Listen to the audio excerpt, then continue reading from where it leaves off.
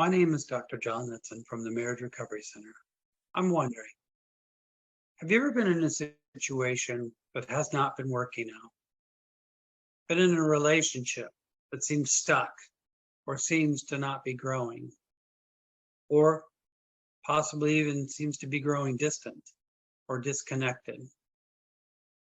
And you realize things need to change, but you haven't been able to implement change, whether it's because of your marriage partner or you. There are many roadblocks to change. Charmin Kimbrough did a part 1 for the women regarding change. And I want to speak more specifically to the men, but I really appreciate some of the things that Charmin had to say. One of the things that Charmin said was, change will happen when the pain of staying the same is greater than the pain of change. I absolutely agree with this. It makes so much sense. Until we get to a point where we're so uncomfortable that things are so bad or so dysfunctional, we may not be inspired to change.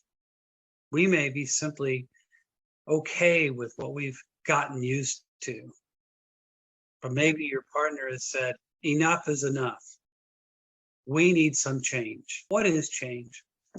Why is it necessary? Well, change is a fact of growth. We see that in the world around us. We often don't see it, though, in ourselves and in our relationships. Sometimes we become complacent in life and just accept things the way they are. We say things like, I'll always be this way, so I guess you'll just have to love me the way I am. One of the main things I talk to the men in the core group about is readiness for change. We spend a lot of time talking about these stages of change. In Dr. Hawkins's book, When Loving Him is Hurting You, he gives definition to the 5 stages of change. The 5 stages are pre-contemplation, contemplation, preparation, action, and maintenance. It's interesting, when I talk to the guys at the beginning of core group about these stages of change, many of them believe they're in the action phase, when in fact, really they're stuck in pre-contemplation or contemplation. They might recognize that something needs to change, but oftentimes I find that they don't believe they need to change. See, pre-contemplation is not even understanding that change is necessary. It's not even on your radar. Contemplation is a stage where you begin to think, something's not working right. I'm not sure what we need to do, but something has to be different. And then there's preparation. At this stage, individuals have actually moved into the idea of, yeah, we need change. Change is necessary for us to grow and get better. And then there's the action phase, where people are beginning to embrace the idea for change by taking action, changing things to see what works. And finally, the maintenance phase is when somebody has implemented change, it seems to be working, and you want to sustain that change. This conversation about the stages of change in core is usually an eye-opener. Men need to realize that change is necessary in their personal lives and in their relationship, and they could be the instigators for change. The first and primary roadblock to change for men is denial. They're in a situation where they think people around them need to change, but others need to accept them the way they are. They may even say something like, I'm just this way. If you'll love me, you'll accept me the way I am. And unfortunately, that has to be overcome for any change to take place. The next roadblock to change that I'd like to talk about is the inability to listen. Unless you have the capability to listen to the people around you and receive feedback, not reject it or not react to it, you're probably not going to change. You're probably going to be stuck in those situations and the way you are for a very long time.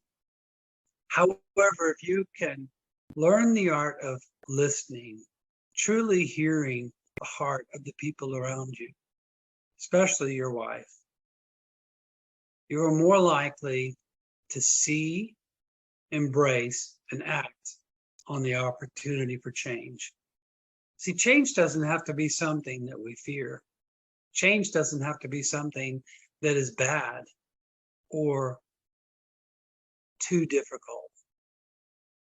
Yeah, change can be hard. Change can certainly be something that we have to grow into, but it is good. Good growth requires change. Another obvious roadblock to change is the unwillingness to change.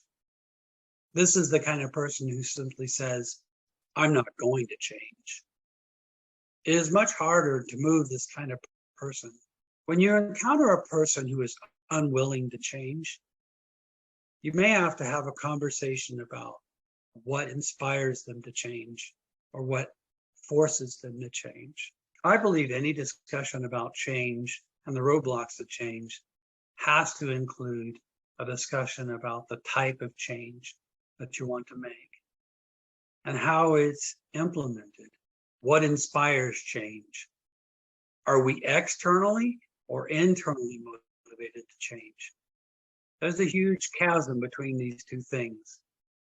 I believe individuals can implement change in their life out of discipline because the consequences of not changing are clear and real and are recognized.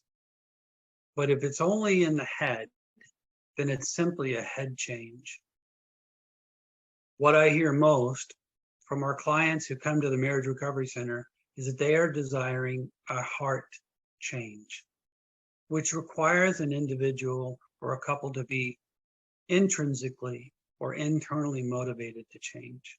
Personal buy-in and implementing change is the key to sustaining long-term change. Furthermore, God-inspired change is the foundation for being internally motivated or morally motivated to change. You see, if I come up with an idea for change, it's good for me. And I might have ideas about what clients need to change. But that's just my idea. Can I promote my idea in conversation with them? Sure.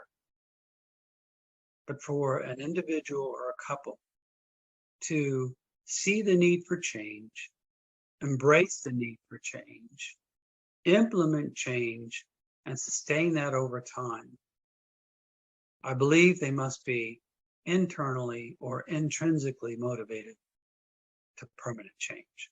If you found this discussion about roadblocks to change to be helpful to you, I would encourage you to pick up the phone or write an email to the Marriage Recovery Center and see how we can help.